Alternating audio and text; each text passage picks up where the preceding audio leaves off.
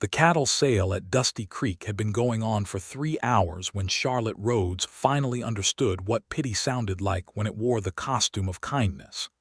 "Mrs. Rhodes," said Harlan Briggs, the auctioneer, his voice slathered in false gentleness the way a man butters bread he intends to throw away. "Now you don't have to do this today. There's no shame in letting a neighbor help manage the estate until you find yourself a new husband. A woman alone, handling a herd this size, well, it just isn't done." Charlotte stood at the fence post and gripped the weathered rail so hard that the splinters bit into her palms, and she welcomed the pain because it kept her jaw from trembling. Around her, the gathered ranchers and buyers from 4 counties shifted their boots in the red Texas dust of 1882, and she could feel their eyes moving over her like water finding the lowest place. They had all spoken to her that morning with variations of that same slick, poisonous sympathy. Jasper Connell had touched the brim of his hat and said he hoped she wouldn't push herself too hard. Old Pete Dawson had offered to take those longhorns off your hands, sweetheart, before they become a burden. Even Reverend Caulfield, who had buried her husband Thomas 6 weeks prior, had stood beside the corral and whispered that God did not design women for the particular hardship of the frontier, and perhaps she ought to consider returning to her family back east. Every single one of them, and she had counted, because counting was the thing she did when fury threatened to crack her open. Every man at that cattle sale had spoken to her with pity, except one.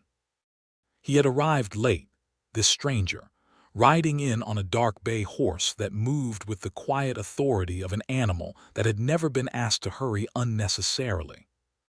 He was tall in the saddle, broad across the shoulders, and when he swung down from the horse and tied the reins to the post, he did not immediately scan the crowd the way newcomers usually did.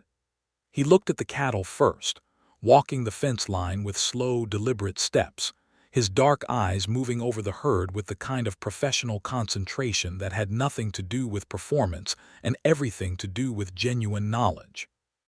Charlotte had watched him from the corner of her eye while Harlan Briggs continued to murmur sympathetically in her direction, and she had thought, with a strange, desperate hope she did not fully understand yet, that this man had not looked at her at all. And somehow that felt more respectful than anything else that had happened all morning. Then he had turned, and their eyes had met across 30 feet of dry Texas ground, and he had walked toward her with the same unhurried purpose with which he had studied the cattle. "Frederick Thatcher," he said, extending a calloused hand. "Not, ma'am, I heard about your loss. Not you, poor thing. Just his name, offered the way you offer a name to someone whose time you consider equal to your own. Those are quality longhorns. The breeding lines are good. You've kept them in better condition than most ranches twice your size." Charlotte Rhodes had stared at him for a full 3 seconds before she found her voice, because in 6 weeks of grief and condescension and unsolicited advice, no one had said anything remotely like that to her. "Charlotte Rhodes," she said, and shook his hand, and that was the beginning of everything. 6 weeks earlier, Thomas Rhodes had died of a fever that came on a Tuesday and killed him by Saturday, which was the kind of speed that left a person standing in the middle of their own life wondering if anything had actually been real. Charlotte had been 28 years old, married for 4 years, living on the 300 acres of the Double R Ranch outside of Dusty Creek, Texas, and she had known the land as well as she had known her own heartbeat. She had come to Texas from Missouri as Thomas's bride, and she had not come naively. She had expected hardship. She had expected heat and drought and loneliness and the endless, exhausting negotiation between what the land demanded and what a person could give. What she had not expected was to be completely alone with it at 28. Thomas had left no debt, which was a mercy. He had left a herd of 112 longhorn cattle, a solid house built of limestone and cedar, 2 good horses, a barn that needed its roof patched on the eastern side, and a name that was respected in the county. What he had not left was a will that named Charlotte as sole inheritor, because Thomas had been 31 years old and had seen no reason to prepare for his own death, which was perhaps the one genuine failure of his otherwise practical nature. The absence of a formal will had created a situation that every man in Dusty Creek seemed eager to explain to Charlotte, as though she had not already spent 3 sleepless nights reading every document in Thomas's strongbox. The ranch legally passed to Charlotte as the widow, but there were whispers and suggestions and outright proposals that she could not manage it alone, that she should sell, that she should let this person or that person take over the management in exchange for a share of the profits, that she should go home to Missouri. Charlotte had responded to all of these suggestions with the kind of polite, absolute silence that communicates more clearly than any spoken refusal. She had decided to hold the cattle sale not because she was giving up, but because she was being strategic. Selling half the herd at the peak of summer prices would give her enough capital to hire 2 ranch hands, repair the barn roof, and carry through the winter. It was exactly the plan Thomas would have enacted had he lived, and she knew it because she had been the one to propose it to him in April, and he had agreed over supper and said she had a better head for ranch finances than he did.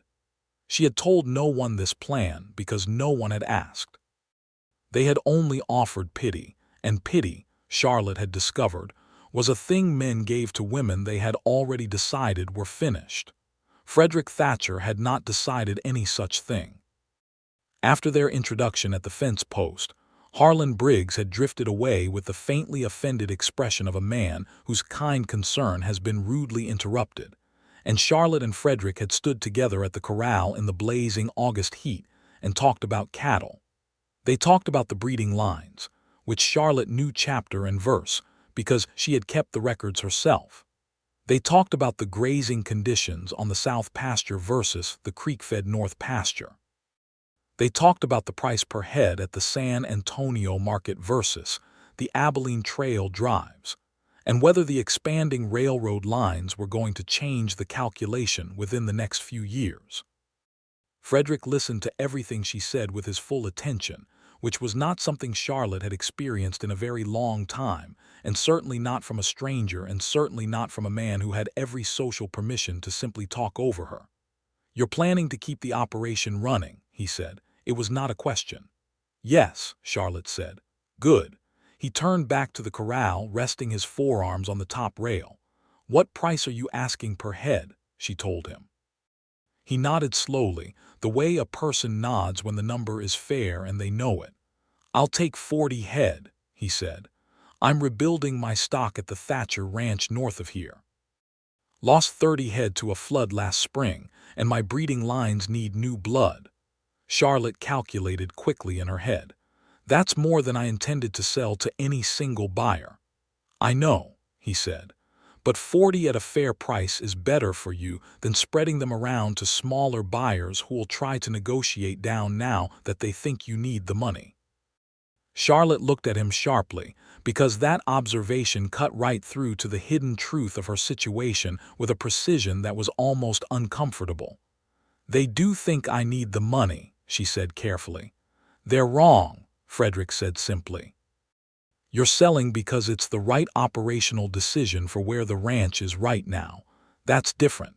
He turned to look at her, and his dark eyes were direct and clear. "I know the difference. My mother ran the Thatcher Ranch for 8 years after my father died.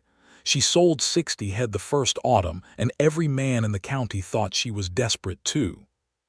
Something shifted in Charlotte's chest, some tight, knotted thing that had been there since Thomas died and she had first encountered that wall of pitying condescension.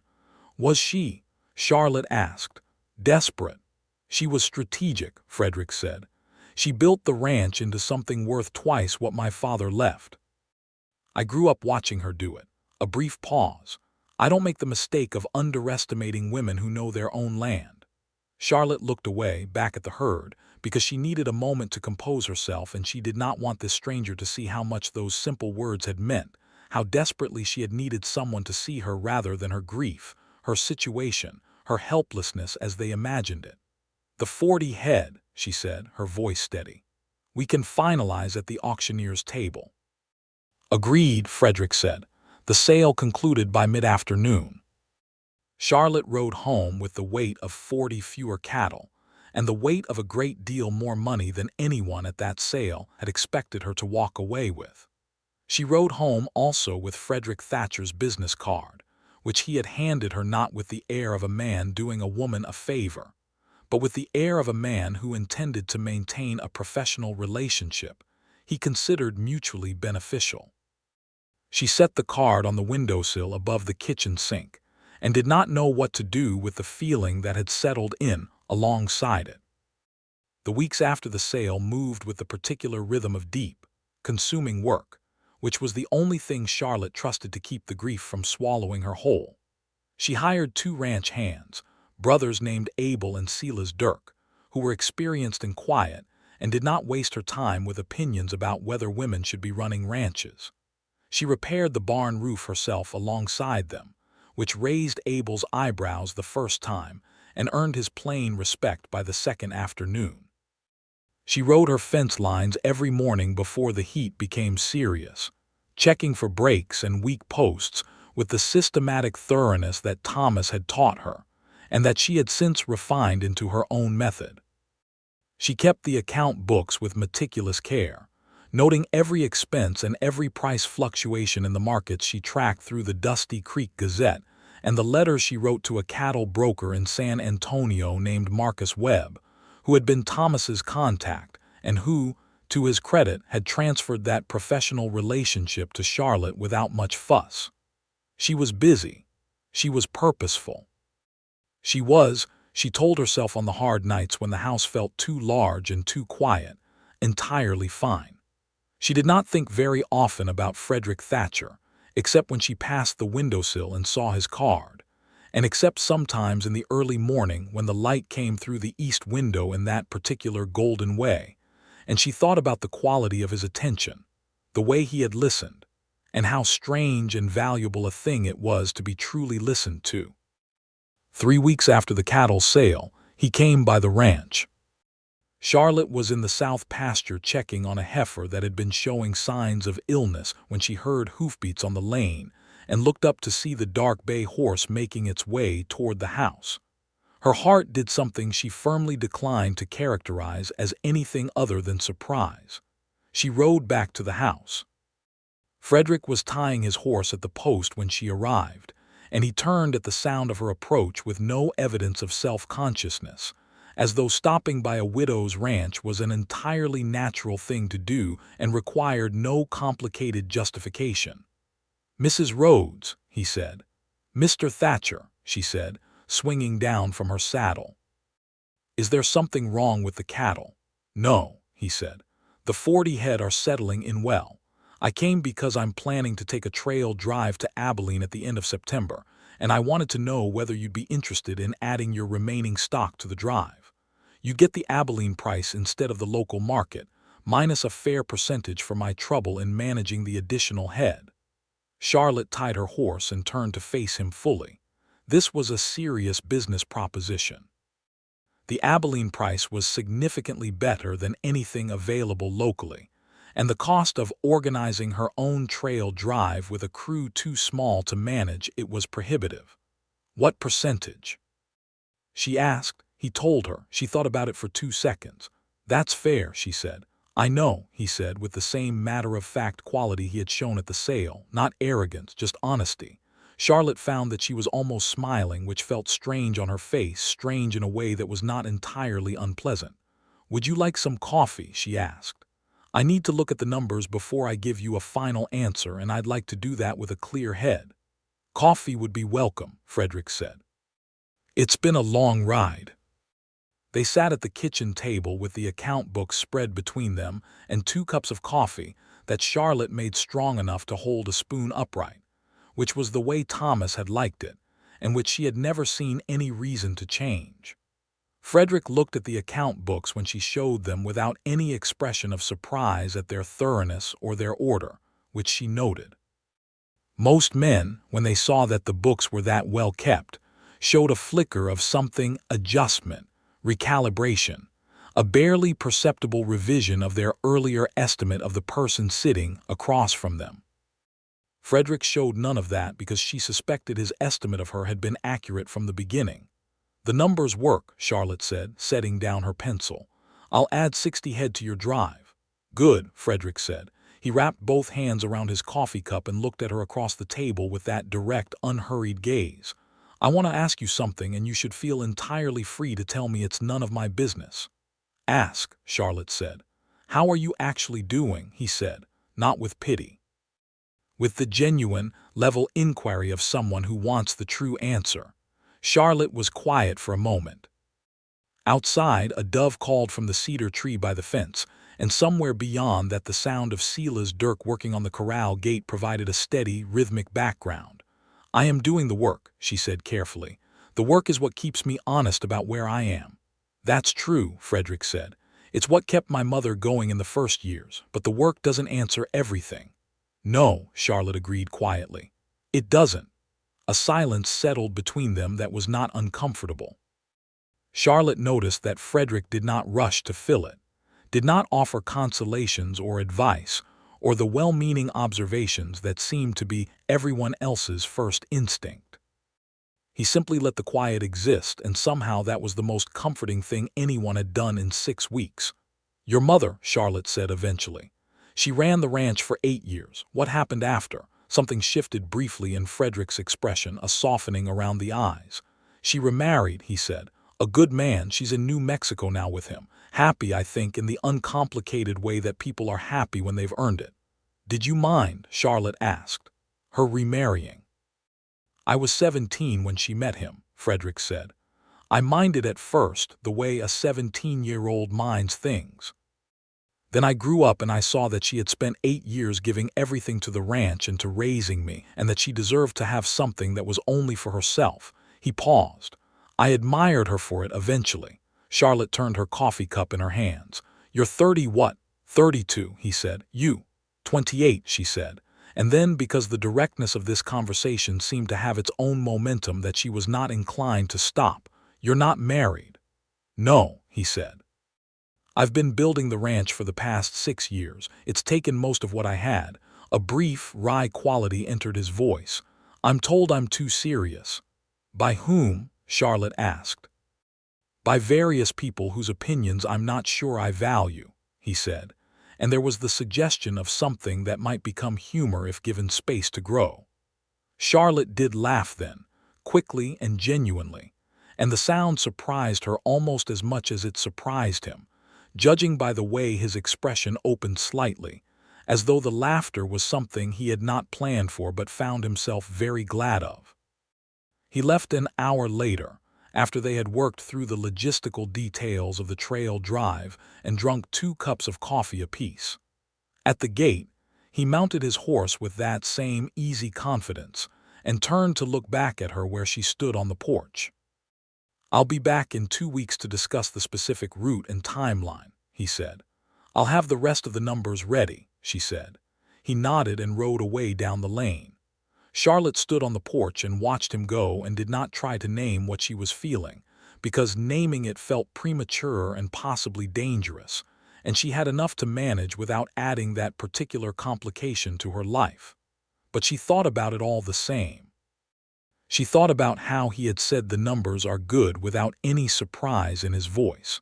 She thought about how he had looked at the account books without the flicker of recalibration. She thought about his mother, running a ranch for 8 years in a world that handed women the same wall of pitying condescension that Charlotte was navigating now, and building it into something twice its original worth. She went back inside and she worked until dark, and she was, she told herself, entirely fine. The 2 weeks passed. Frederick came back, as promised, with maps of the Abilene Trail and a detailed itinerary that Charlotte studied and annotated and improved in 3 separate places, which he acknowledged without defensiveness. "You've driven cattle before?" he asked, looking at her proposed adjustment to the river crossing point. "Thomas and I drove them twice," Charlotte said. "The crossing you've marked floods in late September. I've seen it. We should take them 3 miles north." Frederick looked at the map for a moment, then nodded. "You're right," he said. "I've never taken this particular stretch in September. I've only come through in early summer." It's an easy mistake, Charlotte said. If you haven't seen it flood, you wouldn't know. He looked up at her. That's generous of you. It's accurate, she said. I have no interest in false generosity.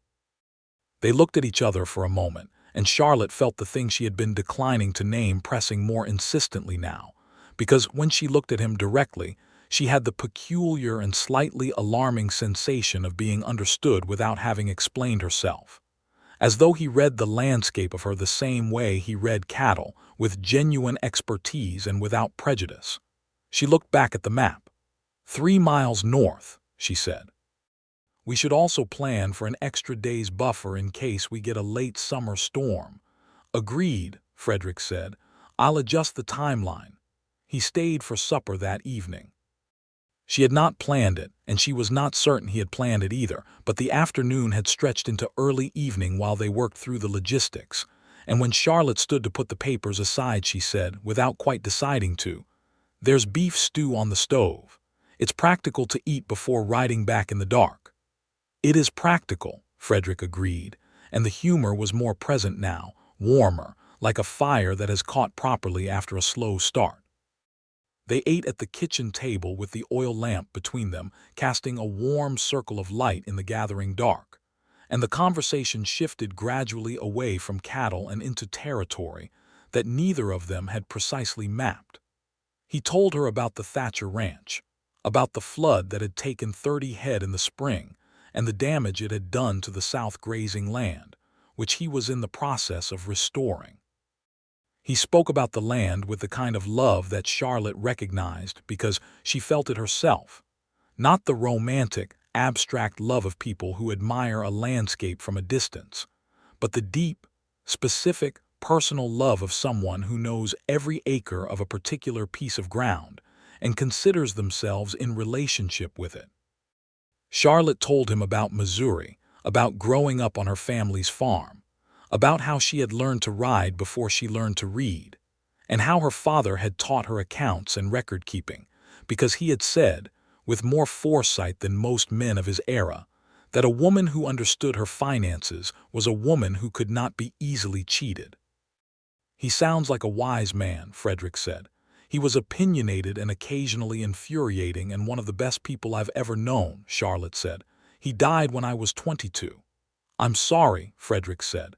The two words carried their actual weight, nothing more and nothing less.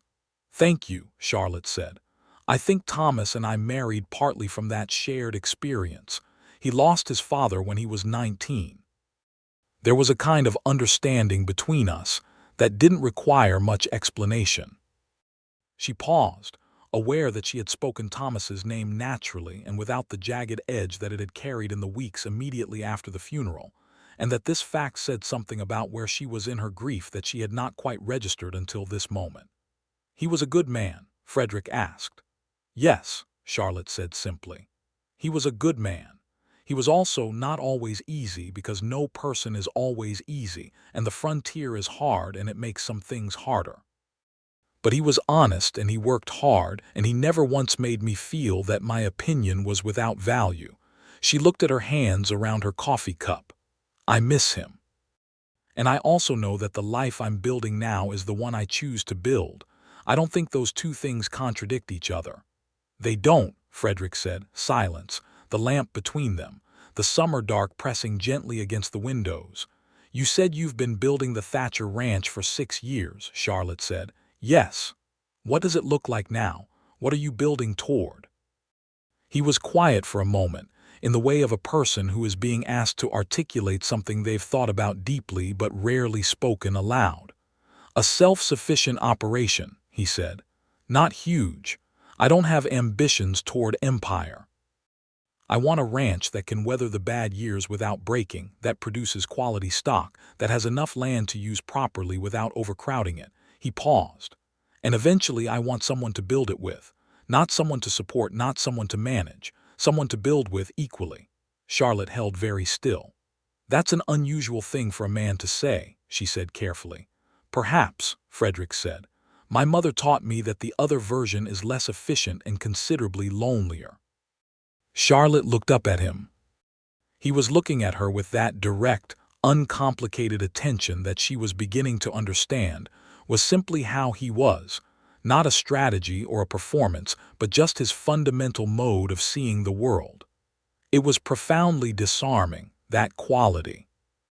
She had spent 6 weeks surrounded by men whose attention came filtered through assumptions and condescensions and agendas, and here was this person who simply looked at her and saw her, and she did not know entirely what to do with that except feel it like sunlight on the face after a long time indoors.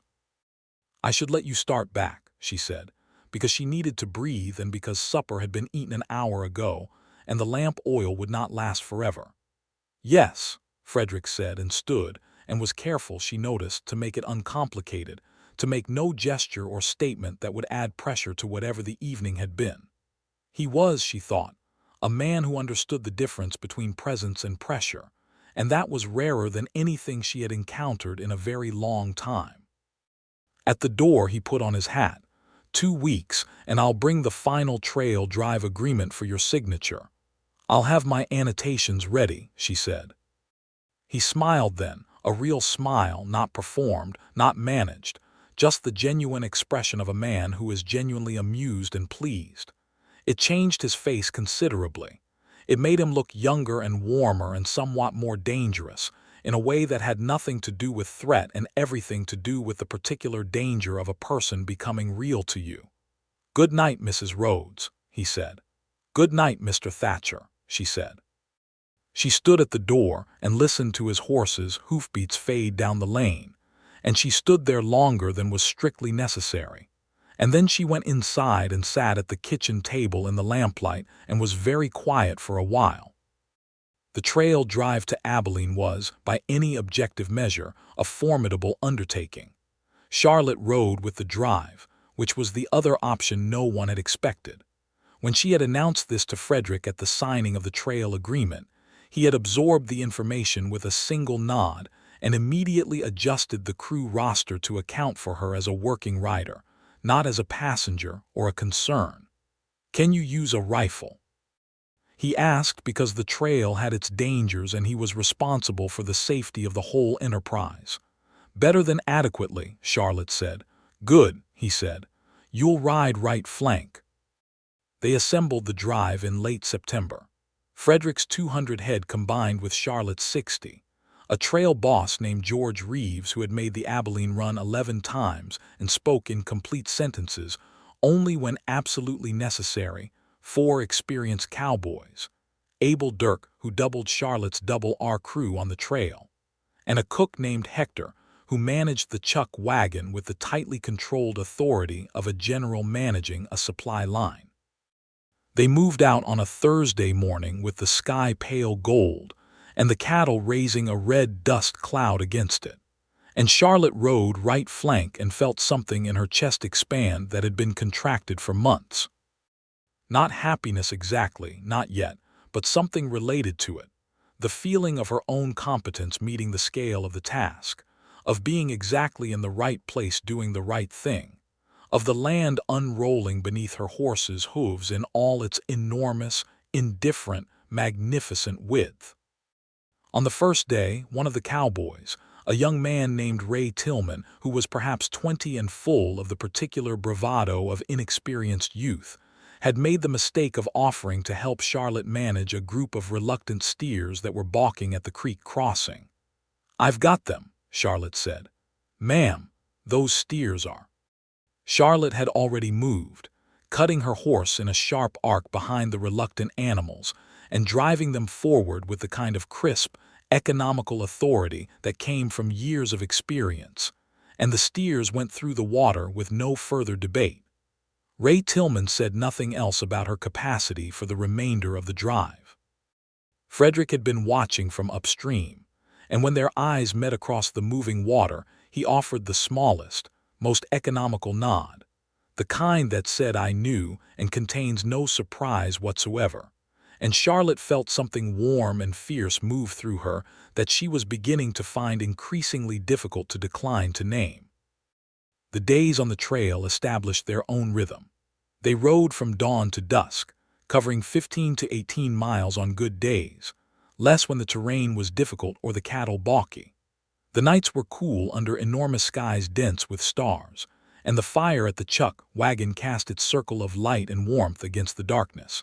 And after supper the crew played cards or told stories while Hector cleaned his pots, and the cattle settled into the characteristic restless half-sleep of a herd on the trail.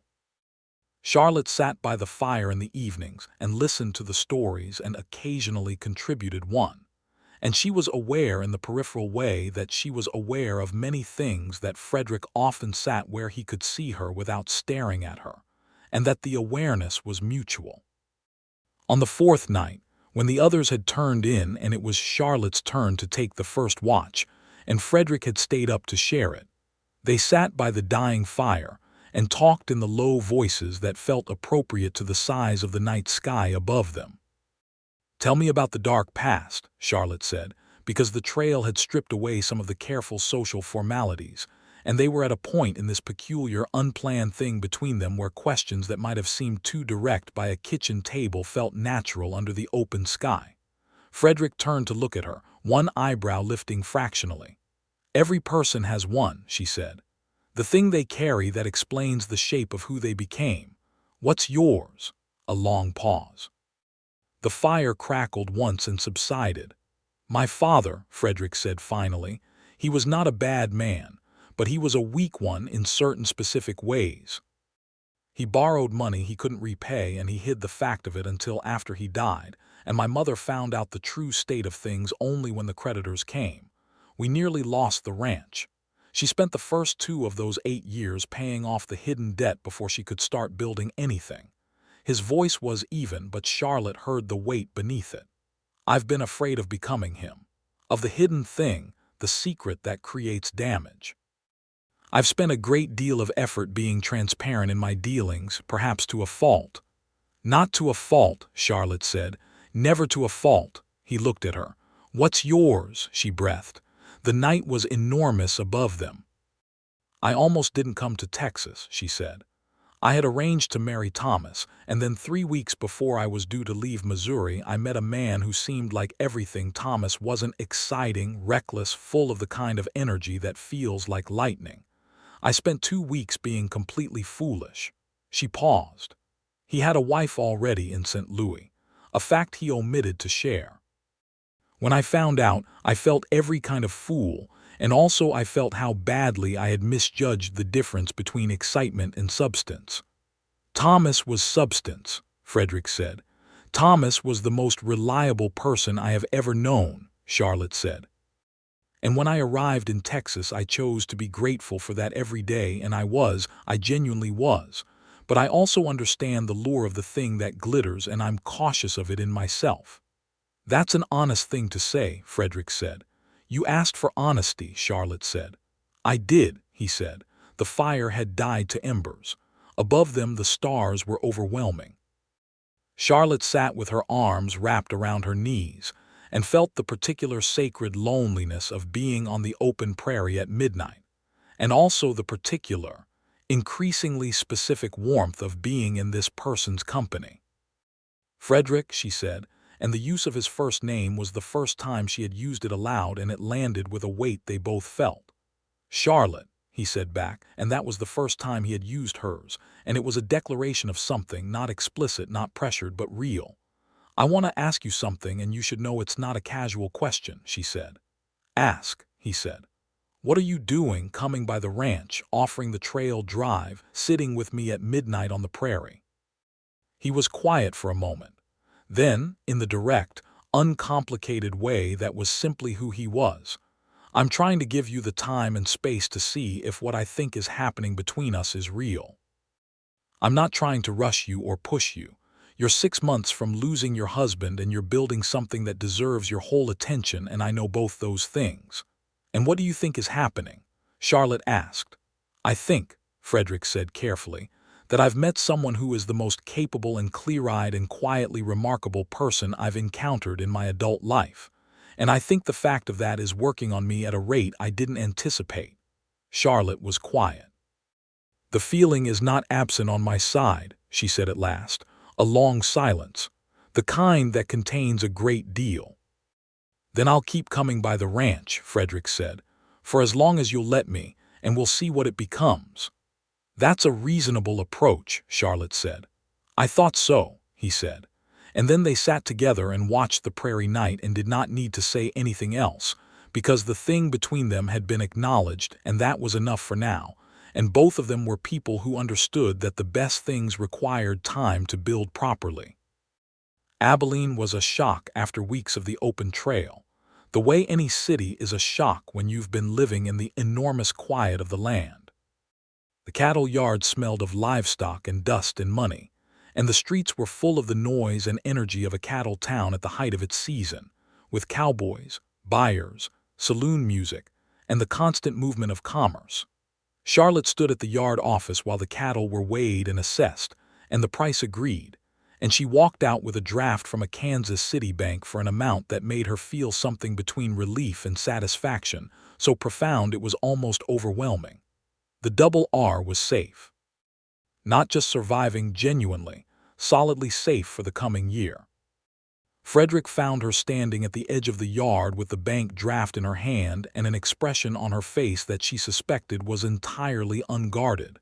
"Good price," he said. "The best I've ever seen," she said. "Better than I estimated." "The quality of the stock," he said. "I told you." She turned to look at him. He was dusty and trail-worn and looked, she thought with a warmth that was no longer possible to decline to acknowledge, entirely himself. No pretension, no performance, just the direct and reliable reality of a person she had come to trust in a short time more completely than she had trusted many people in much longer ones.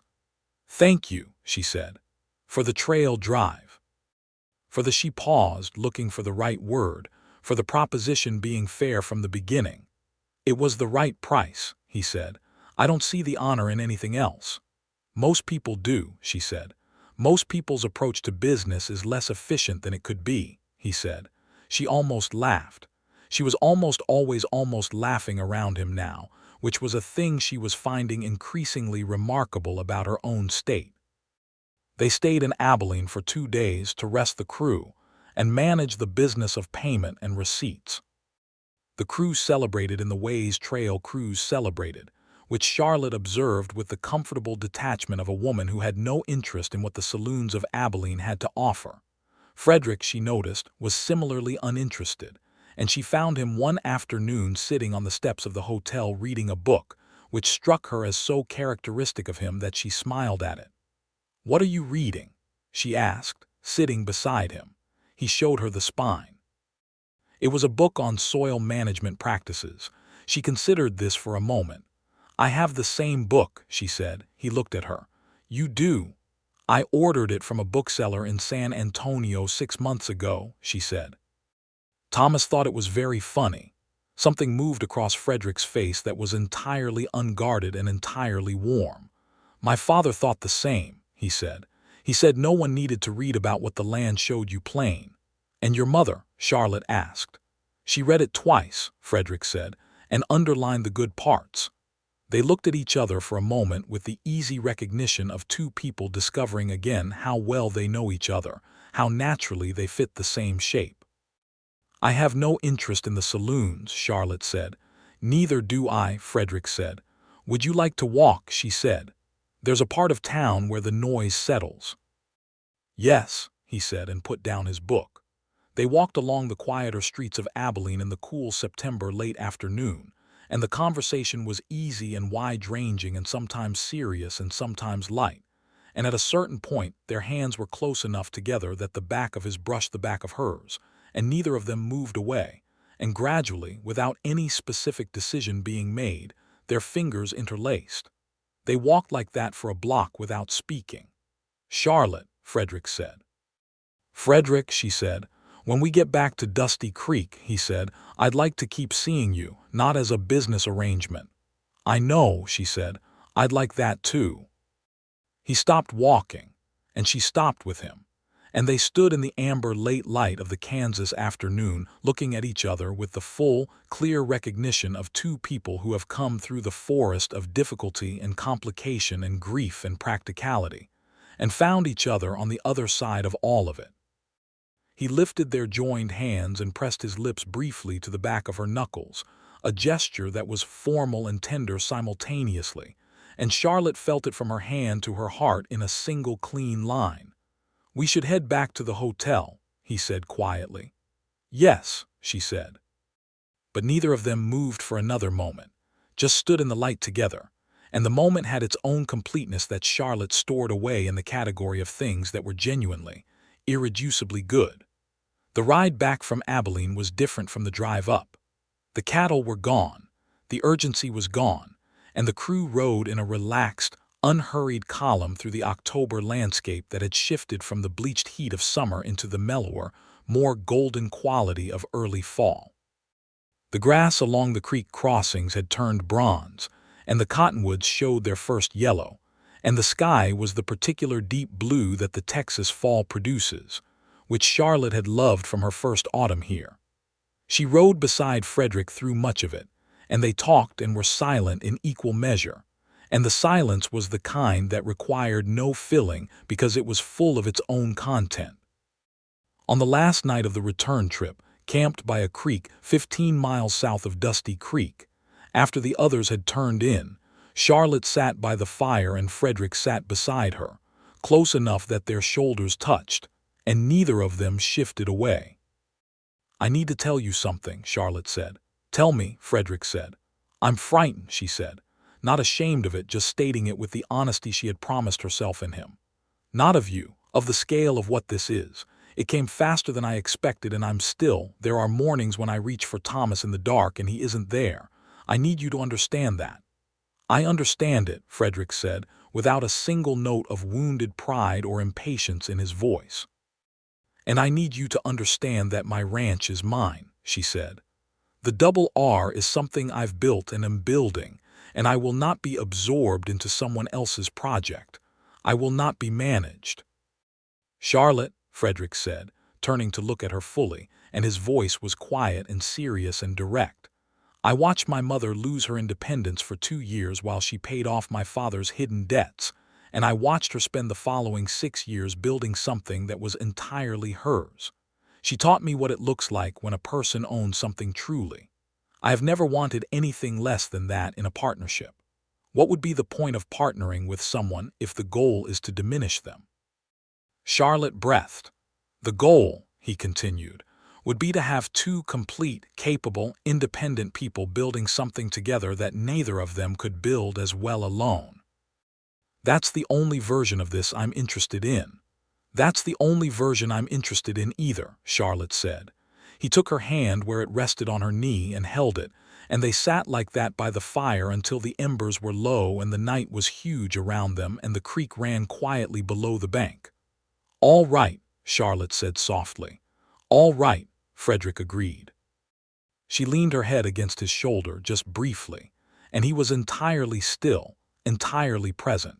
And the night was very large and very quiet, and she thought about how strange and wonderful it was that the person who had treated her the way she deserved to be treated had come to her at the end of the worst, most stripping, most revealing day of the year so far, when she had stood at a fence post and gripped the rail and kept her jaw from trembling. She thought about how different the trajectory of everything might have been if someone else had walked up to that fence. She was very glad it had been this particular person. They arrived back in Dusty Creek on a Tuesday, the same day of the week on which Thomas had first fallen ill, which Charlotte noted and held with a quiet, acknowledged sadness before setting it down and going back to work. The weeks that followed moved through the remainder of fall and into the early winter in a pattern that Charlotte would later think of as the happiest plain, ordinary time she had known. Frederick came to the Double R twice a week. They worked on their respective ranch business and shared what was relevant, and ate supper together, and talked about books and soil management, and the questions that the newspaper raised, and the state of cattle prices, and the way the county was growing, and sometimes things that had nothing to do with any of that, just the interior landscape of 2 people finding out how much of it maps onto each other. In November, Charlotte rode over to the Thatcher ranch for the first time. It was a solid, practical property, somewhat larger than the Double R, with a good stone house and a well-built set of outbuildings and grazing land that stretched south toward the creek in a way that Charlotte could see immediately was well managed. The flood damage in the south pasture was still visible but being addressed systematically, with new grass taking hold along the repaired bank. Frederick showed her around with an absence of self-consciousness that she appreciated. He did not try to impress her. He simply showed her the thing as it was. "The north section needs better fence work," he said. "I've been putting it off, but it needs doing before spring." "I noticed," Charlotte said. "The posts are good, but the wire is stretched." He nodded, not defensively. "I'll get to it in December." She walked the south pasture and looked at the flood-damaged ground and the new grass coming in and said, "Have you considered deep-rooted native grass along the bank instead of the blue stem you're putting in?" He stopped and looked at her. "No, tell me." She explained what she had read and observed about bank stabilization on the Double R's South Creek boundary, and he listened with his full attention and asked two specific, intelligent questions, and then said he was going to order a different grass variety from the seed catalog before the month was out. She stood in the middle of the Thatcher Ranch's south pasture in the thin November sunshine and felt a deep, settled warmth that was not romance exactly, or not only romance, but something more encompassing, the feeling of a complementary mind, of expertise meeting expertise without competition, of two people who are better together not because one elevates the other, but because they genuinely add to each other. She was falling in love. She understood this now without either surprise or alarm. The falling had been happening since August, and she was simply more honest about it in November. And honesty was always better than the alternative. They rode back to the house, and Hector, who had stayed on as Frederick's cook after the trail drive, produced a supper that was considerably more elaborate than the chuck wagon meals Charlotte associated with him, and they ate at the Thatcher Ranch table with the oil lamp between them casting the same warm circle, and it felt both familiar and entirely new. After supper, Frederick said, "Stay the night, Charlotte.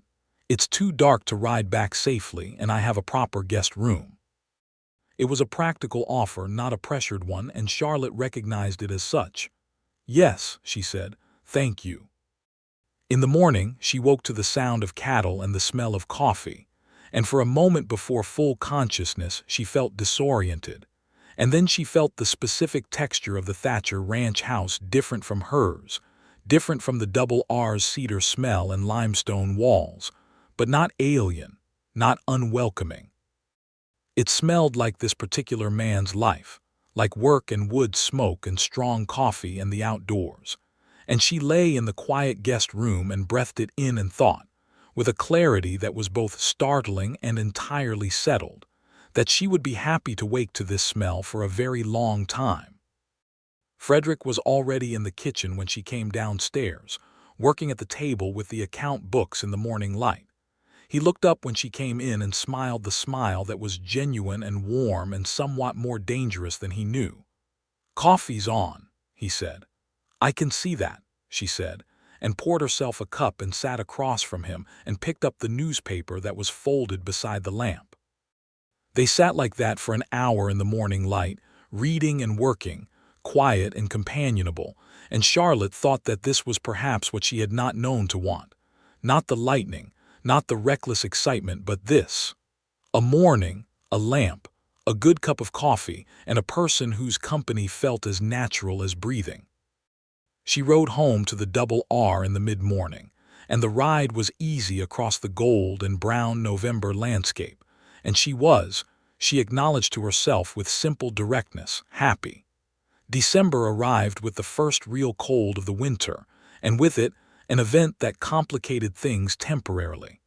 A man arrived in Dusty Creek from San Antonio. His name was Gerald Fitch, and he was a land speculator, and he had somehow learned that the Double R was running on a widow's income and a reduced herd, and he came with papers and smooth talk, and an offer to purchase the ranch at a price that was insultingly below its actual value, and he presented this to Charlotte at the door of her house with the particular brand of patronizing confidence that assumed she would be relieved to have a problem solved for her. Charlotte listened to his entire proposal without interruption. Then she said, "The double R is not for sale." Gerald Fitch smiled the smile of a man who has heard a woman say no and decided it was a negotiating opener. "Mrs. Rhodes, I understand your attachment to the property, but a woman in your position, would you like to see the account books?" Charlotte said. "They would show you that a woman in my position is operating a profitable ranch that returned excellent margins at Abilene in October and is fully capitalized for the coming year. The double R is not for sale at any price, but particularly not at the price you've suggested, which is approximately 40% below fair market value. I have the property assessments to demonstrate that if you're interested." Gerald Fitch was not used to this. He adjusted. He shifted to a different approach, suggesting that perhaps she needed a business partner, an investor, a manager. "I have what the ranch requires," Charlotte said. "Good morning, Mr. Fitch." She closed the door. She told Frederick about it 2 days later when he came by, and he listened with a flat, controlled expression that she had not seen on his face before. "Did he threaten you?" Frederick asked, and his voice was very level. "No," Charlotte said. "He patronized me." "That's different, and I handled it." "You did," Frederick said, the flat expression eased. "Will he come back?" "Possibly," Charlotte said. "If he does, I'll handle that too." "If you want me there," Frederick began. "I'll tell you," Charlotte said, "but I want to handle my own business, Frederick." "I know you do," he said, "and you should. I'm only saying the option is open." She looked at him. "I know that," she said, "and I appreciate it." Gerald Fitch came back once more in January with a different offer that was still below market value and a fresh set of arguments about the impracticality of her situation. Charlotte produced the account books this time, laid them on the table, and invited him to sit down and explain, in the context of those specific numbers, precisely what it was about her situation that he considered untenable.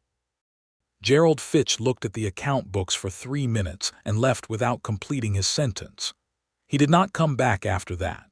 Charlotte told Frederick, who laughed, a full and genuine laugh that she filed alongside the December morning kitchen memory in the category of things that were irreducibly good. January settled into the serious cold of a Texas winter, which was not the killing cold of the northern states, but was substantial enough to require genuine preparation and constant vigilance. Charlotte managed the double R through it with the systematic care she applied to everything, and she and Frederick maintained their rhythm of twice-weekly visits, alternating between the two ranches, a pattern that the Dusty Creek community had by now noticed and formed opinions about.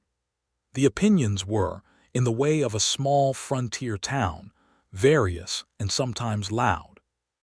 Mrs. Hargrove at the general store mentioned to Charlotte in February, with the careful delicacy of a woman who considers herself kind, that some people felt it was perhaps soon for a widow to be entertaining a man's regular company. Charlotte bought her flour and her salt pork, and said with equal delicacy that she appreciated the community's concern for her well-being, and that she would of course navigate her own life according to her own judgment.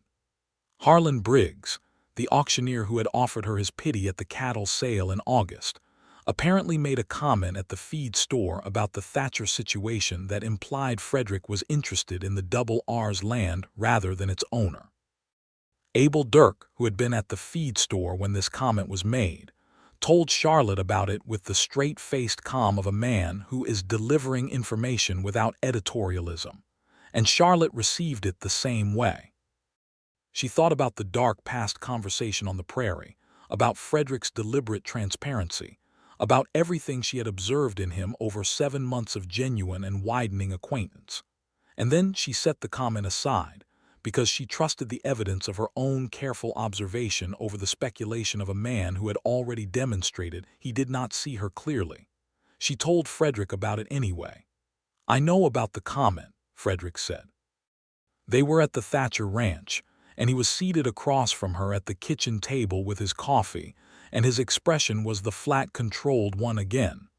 "I don't believe it," Charlotte said. but I wanted you to know I'd heard it." "I appreciate that," he said, the flatness eased. "For the record, the double R's acreage is not a factor in what I feel for you. You could have half the land and I'd be here on the same schedule." "I know," Charlotte said. "Frederick, I trust you. That's not a small thing for me to say, and I don't say it lightly. But I do say it because it's true." He looked at her across the table with an expression that was entirely open and entirely real, and she thought again about that August day, the fence rail, the splinters in her palms, the wall of condescension, and this man walking across 30 feet of red dust and saying her name like it belonged to a person worth speaking to. "I love you," Frederick said, simply, directly, without any surrounding apparatus of qualification or performance. Charlotte breathed. "I love you," she said back, with the same simplicity, the same directness, because it was true and because it deserved to be said plainly. They sat with it for a moment, this thing that was now acknowledged, this thing that had been growing since August and was now named clearly and without retreat. "I want to marry you," Frederick said. "When you're ready. I'm not in a hurry beyond knowing that's what I want. Take whatever time you need." "It's been 8 months," Charlotte said. "Yes," he said. "Some people will say it's too soon." "Some people were wrong about the cattle," he said. "Some people were wrong about you. I've found their track record on accuracy to be unreliable."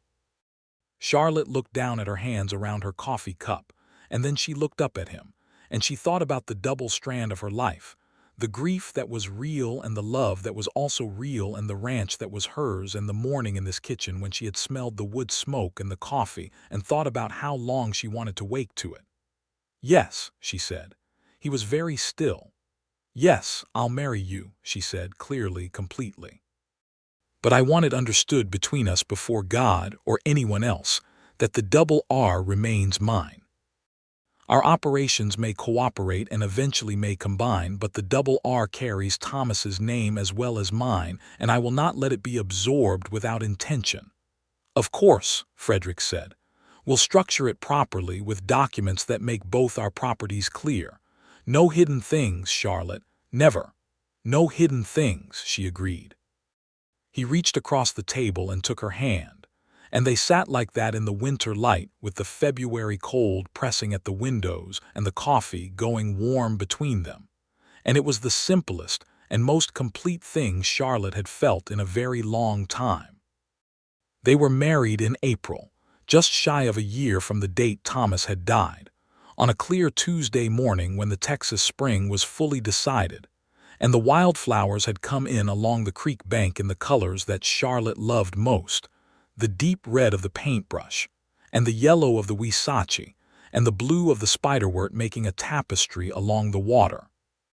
Reverend Caulfield performed the ceremony, which Charlotte had considered and decided was both appropriate and something she was capable of managing with equanimity, given that he had once stood beside her corral and told her that God did not design women for the hardship of the frontier.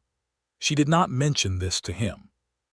But she stood at the altar with her back very straight and said her vows in a clear, unwavering voice, and she thought about what it meant that this man across from her had never offered her anything except the full measure of her own dignity, and she felt the vows not as constraint but as architecture, the structure within which the best things are built. Frederick's voice was steady and direct and meant every word, which Charlotte knew because she had learned to read him by now with something like the accuracy with which he had first read the cattle, and she found in him nothing but the evidence of everything he had shown her. Abel and Silas Dirk were present, and George Reeves, the trail boss, had ridden down from wherever he was between drives, and Hector had prepared a wedding meal of such ambition that it occupied the entire expanse of the table and overflowed onto the sideboard, and Mrs. Hargrove from the general store came despite having been one of those who cautioned Charlotte, which Charlotte took as a kind of olive branch and received graciously. Harlan Briggs did not come, which was fine. They settled into the life of two ranches running in careful cooperation, with the Double R and the Thatcher Ranch sharing some labor and expertise, but maintaining their separate accounts and separate identities, as Charlotte had specified, and Frederick had agreed and documented. It worked because both of them were serious people who said what they meant and did what they said. Charlotte managed the double R with increasing confidence and growing return. In the summer of 1883, she expanded the breeding program, introducing 2 quality bulls that she selected herself from a reputable Texas rancher, and the results the following spring were exactly as she had anticipated. She wrote to Marcus Webb in San Antonio with updated price expectations, and Marcus Webb wrote back with a note at the bottom of his letter that said, not for the first time, that he scratched it out and wrote Mrs. Thatcher, was the sharpest cattle manager he corresponded with in 3 counties. Charlotte kept the letter. Frederick's north fence got repaired in December of that first year, properly and thoroughly. The south pasture at the Thatcher Ranch recovered fully by the second spring, with the native grass Charlotte had recommended taking deep root along the bank, so that by the following flood season the soil held against what came. They had disagreements. Not many, but real ones, conducted with the same directness that characterized everything else between them. There was a significant argument in October of 1883 over whether to invest in a new section of grazing land that had come available adjacent to the Thatcher Ranch, which Charlotte felt was overpriced for its condition, and Frederick felt was a strategic opportunity they should not let pass. They argued it over 3 evenings, with maps and numbers and genuine stubbornness on both sides, and ultimately they split the difference. They purchased it at a negotiated price that Charlotte took some satisfaction in, and Frederick applied the improvements to the land that he had planned to from the beginning. 6 months later, the land was producing exactly as well as he had projected, and Charlotte said, with the honesty that was her fundamental nature, "You were right about the land's potential." "You were right about the price," he said. "We were both right about the parts we knew best," she said. "Yes," he said, and smiled the smile that was still dangerous in exactly the same way, even after 2 years of marriage. In the spring of 1884, Charlotte discovered she was pregnant. She was quiet about it for a few weeks, attending to the fact of it privately, understanding what it meant and what it would require and what it would change. Then she told Frederick one evening after supper, simply and directly. He went very still in the way that she had come to understand, meant he was managing an emotion large enough to require containment. Then he crossed the room and took both her hands and looked at her with everything open and present in his face. "Are you all right?" he said first. Not the exclamation, not the celebration, not the claim of paternal pride, but first, always first with him. "Are you all right?" "Yes," she said. "I'm good, I'm well. She paused and let herself feel it fully for the first time without the private management, and what she felt was a profound, layered happiness that included joy and also a thread of Thomas's name, because he would have loved this, and she held that quietly alongside the joy and let both be true. "I'm very happy," she said. "So am I," Frederick said, and his voice was entirely unsteady in a way she had not heard before and found she loved completely. The pregnancy was not easy in the first months, and Charlotte, who had a deep resistance to adjusting her work routine for any reason, negotiated with her own body through the summer heat with characteristic stubbornness. Frederick managed his worry about this with equal characteristic restraint, hovering at a careful distance, making no demands, asking once a week with controlled casualness whether she had seen the doctor, which Charlotte had, and which she reported to him with the promptness that she knew would spare him the effort of pretending he wasn't concerned. In December of 1884, on a night that was cold enough to frost the windows of the Double R house where they now spent half their time, Charlotte gave birth to a boy. He was born before dawn, attended by the midwife from Dusty Creek, Mrs. Alma Perkins, who had delivered approximately half the population of the county, and had opinions about everything, but kept them mostly to herself in the critical moments. Frederick was downstairs with the particular controlled desperation of a capable man who has no capability in this specific situation, pacing the kitchen with a cup of coffee he had forgotten to drink, until Mrs. Perkins came to the top of the stairs and said, in the dry, matter-of-fact voice that was her register for all occasions, "You have a son, Mr. Thatcher. Your wife is well." Frederick took the stairs 2 at a time. Charlotte was propped against the pillows with the exhausted clarity of someone who has done an enormous and difficult thing and is completely present on the other side of it. The baby was in her arms, wrapped in the blue flannel she had prepared, and was at this moment apparently decided on being awake to the world, with dark eyes open and a small, fierce expression that Charlotte thought looked nothing like either of them, and possibly like some ancestral Thatcher or Rhodes who had a particularly strong opinion about something. Frederick sat on the edge of the bed and looked at the baby and then at Charlotte with his full, direct attention. "He's perfect," he said. "He's very small," Charlotte said, which was both obvious and not the whole truth, because she also thought he was perfect. But she had never been capable of the obvious sentiment without the accurate addendum. "He'll grow," Frederick said. "Yes," Charlotte said, "he will." Frederick put his finger in the baby's palm and the baby gripped it with the reflexive authority of a person who has decided this is what a hand is for. "Thomas," Charlotte said, "Thomas James Thatcher, if you're agreeable." Frederick looked up at her. His expression was very open. "I'm agreeable," he said quietly. "I'm honored." "He should know where the ranch came from," Charlotte said, "both of where it came from." "Yes," Frederick said, "he should." Thomas James Thatcher was, in the fullness of his first years, a child of considerable opinion and robust physical confidence, which surprised no one who knew his parents. He was walking by the time he was 10 months old, which Mrs. Perkins said was aggressive, and Charlotte said was merely efficient, and Frederick said was entirely expected. He grew up between 2 ranches that he understood from earliest consciousness as belonging to his parents in the particular, specific way that the land was theirs, not as possession but as relationship. Charlotte made sure of this. She took him with her on the morning fence rides as soon as he was old enough to sit in the saddle in front of her, and she pointed out every feature of the Double R's land with the care of a person teaching a language, and he absorbed it the way children absorb things, completely, and in ways that would not be fully visible until later.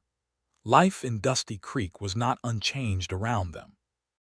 The town grew through the 1880s in the way of all frontier towns that found themselves on the right side of the railroads and the cattle economy, with new businesses and new families arriving through each season. The Thatcher name and the Rhodes name, separately and together, occupied a position of genuine respect in the community that had been built by demonstrated competence rather than social maneuvering, which was the only kind of reputation Charlotte had any interest in. Harlan Briggs, the auctioneer, remained in town, and they encountered him with the periodic inevitability of a small community, and Charlotte was consistently pleasant and professional, because she had decided that carrying specific resentments was a weight she declined to manage. He had changed his way of speaking to her after the Abilene Trail drive, and she credited this to the simple, recalibrating effect of watching someone do what you said they couldn't do, and considered it sufficient.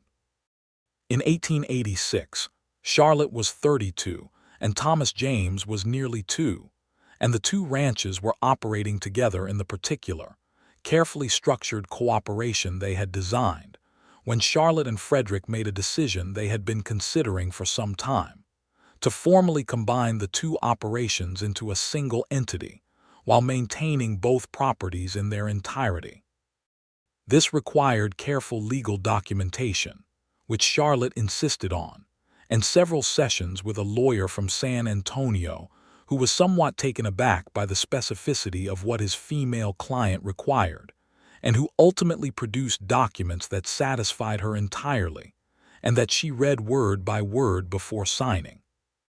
The combined operation became the Rhodes-Thatcher Ranch, a name they chose together with the deliberate intention that it communicated exactly what it was: 2 complete things, combined by choice, both fully present. The community had further opinions about the name, most of which were expressed in the form of veiled comments about convention and proper ordering. Charlotte absorbed these comments with the same equanimity she had always applied to the community's opinions about her life, and she did note privately that the comments came exclusively from people who had not seen the account books and had no actual basis for their views. In the spring of 1887, Charlotte found herself pregnant again, and this time the discovery was accompanied by a different quality of feeling, not the layered complexity of the first time, but something rounder and more settled, the feeling of a person who knows the territory and is glad to be returning. She told Frederick in the same evening after supper way, and he responded with the same first question. "Are you all right?" "Very," she said. "Better than the first time, actually. I know what to expect." He took her hands.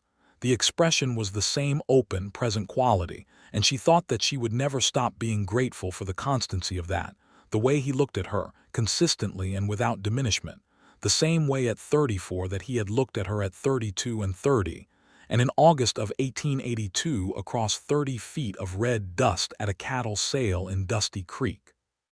She had thought once about that day very carefully, about what had made the difference. It had not been simply that he had treated her with respect, though he had, and though it had mattered enormously. It was the specific quality of the respect, not the performed, careful respect of a man watching himself, not the aggressive equality of a man making a point about being modern, but the simple, natural, unself-conscious respect of a person who had never had any conception of women as lesser quantities. His mother had put that in him, years and years of it, and it had taken root and grown and become the fundamental architecture of how he moved through the world. Charlotte thought that she would like to write to his mother in New Mexico someday, this woman she had never met, to say, "What you built in your son made possible what I am building now. I thought you should know." She wrote the letter in June of 1887 and sent it west. The response came in September, 2 months before their second child was born. It was written in a strong, decisive hand on good paper, and it said, among other things, "I raised him to see what was actually in front of him rather than what he expected to see. It is the most important thing I ever taught him. From what he has written me of you, I think you would have found your way to this life regardless of him, because that is the kind of woman you are. But I am very glad he was there at the fence that day, and I am glad you were." Charlotte kept the letter with the letter from Marcus Webb and the bank draft from Abilene and the account books and the soil management book with the underlined passages in the cedar box that sat on the bureau in the bedroom of the Double R house, which was the room where the east window let in that particular gold morning light. Their second child arrived in November of 1887, a girl this time, delivered again by Mrs. Alma Perkins in the competent, opinionated quiet that was her style, and Charlotte held her in the blue-gray dawn of a Texas November morning, and felt the same fierce, complete love that she had felt the first time and that she now knew did not diminish between children but simply expanded to accommodate. Frederick came in from the kitchen as he had come in before, 2 stairs at a time, and sat on the edge of the bed and looked at this new person with the same open, present attention. "A daughter," Charlotte said. "She has your expression," Frederick said. "She looks like she's already decided something," Charlotte agreed. "What's her name?" he asked. Charlotte had thought about this for months, turning it over with the same care she gave to important decisions. "Eleanor," she said. "Eleanor Grace Thatcher, after no one specific, just for herself." "Eleanor," Frederick said, trying it. "It suits her." "It's a strong name," Charlotte said.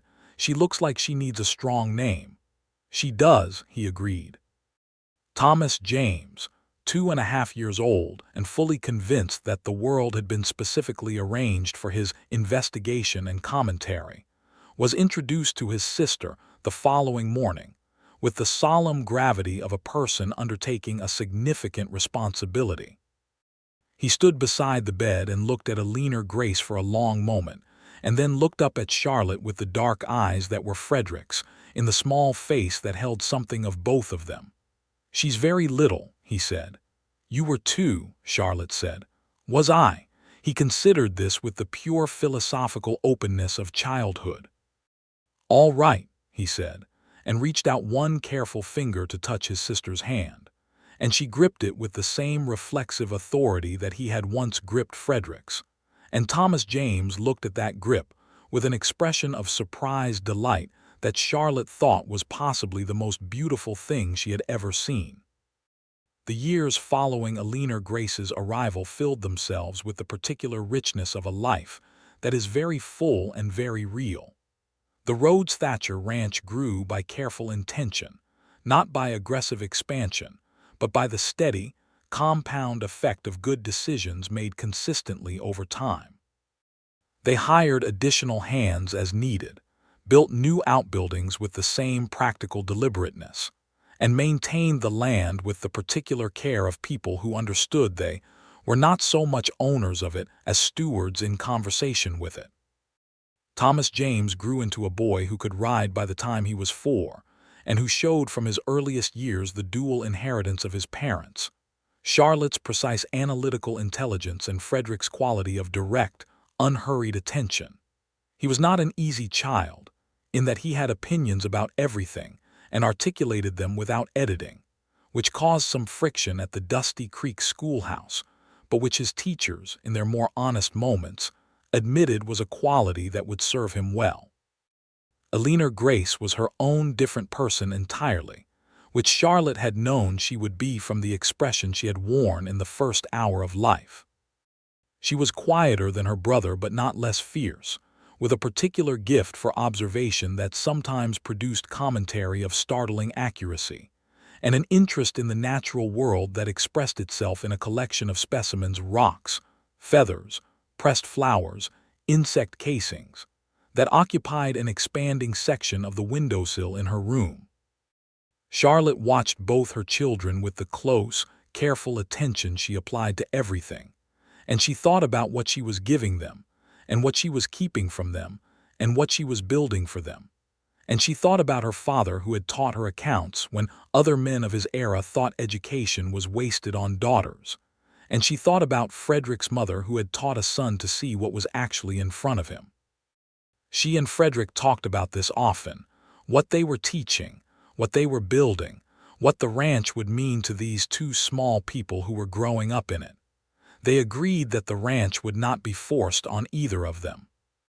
They agreed that whatever Thomas James and Alina Grace made of their lives, those lives needed to be their own to build. In 1890, the Dusty Creek Gazette ran a piece about the notable ranching operations in the county, and the Rhodes Thatcher Ranch was mentioned with the specificity of a publication that had paid attention for 8 years and had facts to support what it was saying. Charlotte read the piece at the kitchen table one morning over her coffee, and Frederick came in from outside, and she read him the relevant sentences, and he listened and said, "The breeding line assessment is accurate." "I know," Charlotte said. "I gave him the data." Frederick sat down across from her and picked up his coffee. The morning light was coming through the east window in the way that Charlotte had loved from the first morning she had woken in this house, and the coffee was as strong as it had always been, and across the table from her was this person 38 years old now, with more gray in his hair than there had been at 32, and with the same direct, unhurried, completely present quality that had crossed 30 feet of red Texas dust to introduce itself at a cattle sale 8 years ago. "Frederick," Charlotte said. "Charlotte," he said, "I want to tell you something." "Tell me," he said. "I am very happy," she said, simply, without qualification. "I have been happy in degrees and in different ways throughout this life, and there are things I carry that are not happiness and will always be there, and I would not remove them because they are part of what made this possible. But when I take the whole of what this is, the ranch, the children, the work, I am very happy." He held his coffee cup in both hands and looked at her across the table in the morning light. "So am I," he said, without reservation. "Good," Charlotte said. "Good," he agreed. She picked up the newspaper again. He turned back to his account books. Outside, the Texas morning was enormous and blue, and full of the particular smell of good grassland after a night of light rain. And from somewhere beyond the barn, they could hear Thomas James engaged in some project that involved running and possibly a great deal of noise. And from upstairs the sound of a leaner Grace moving around in her room with the quiet deliberateness of a person pursuing her own agenda. The double R continued to stand as its own entity, documented and clear, carrying its history in its name. The Thatcher Ranch continued alongside it, carrying its own. And the Rhodes-Thatcher operation that linked them was built on the foundation of two complete, capable people who had looked at each other at the beginning and seen not what they expected but what was actually there, and had built toward each other with the same care and deliberateness with which they built everything. Not rushing, not forcing, but persistent and clear-eyed and willing to do the hard work that anything worth having requires. Charlotte Rhodes Thatcher, she kept both names legally, which again produced community opinions that she received with her customary equanimity, rode the fence lines of the double R on a Tuesday morning in May of 1891, 9 years after she had first stood at a fence post in Dusty Creek and gripped the rail against the trembling of her jaw. The morning was clear, and the grass was coming in green after the spring rains, and the sky above the Texas plateau was the color of the deep blue that she had loved every year since she first arrived, and the cattle were moving with the unhurried regularity of a well-managed herd. And from the north she could see a rider coming along the fence line from the Thatcher property, dark bay horse, moving with the quiet authority of an animal that had never been asked to hurry unnecessarily. She pulled her horse up and waited. Frederick rode up beside her and they sat their horses together at the fence line where the two properties met and looked out over the combined land that stretched in both directions, solid and real and green with the May rains. "North section looks good," he said. "The grass took well," she agreed. "I want to check the creek crossing after yesterday's rain." "I'll ride with you," he said. They rode together along the fence line in the morning, and the land opened up around them in its enormous, generous width, and Charlotte thought about all the things that had brought her here, the grief and the work and the cattle sale in August of 1882, and the man who had crossed 30 feet of dust to say her name like it belonged to a person worth speaking to, and she thought that the whole of it, the hard parts and the heartbreak and the hidden motives she had navigated, and the forced choices she had made, and the forbidden hope she had eventually allowed herself, and the ultimate sacrifice of her own certainty, in service of something she could not fully see yet. All of it had come to this, a May morning, a strong horse, a fence line between two properties she had helped to build, and the person she had built it with riding beside her in the clear light. Pity, she thought, was a thing men gave to women they had already decided were finished. Respect was something entirely different. And this life, this land, this love was what grew in the soil of being truly seen. She rode on, and the Texas morning opened wide around her and she was home.